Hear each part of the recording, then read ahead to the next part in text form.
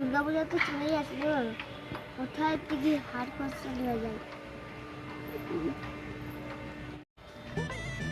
ঈদকেও একজনকে পেয়ে গেছি। কাঠের ব্যবসায়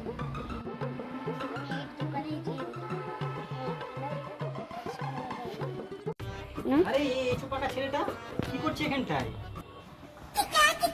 কেমন আছো বন্ধুরা? হ্যাঁ ভালোই আছি। কেউ কে কাজ না আমি কাজে নেই না, অনেক টাকা বেতন দিতে হয়।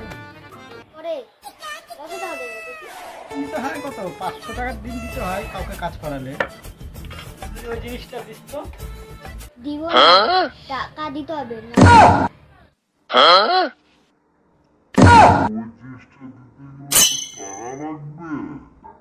বললো শুনি ক টাকা লাগবে। হিসাবে তো এটা তোমাকে দিব তো, হিসাবে তো 500 টাকা লাগে। তুমি 10 টাকা দাও, তোমাকে দিই। কি হিসাবে 500 টাকা?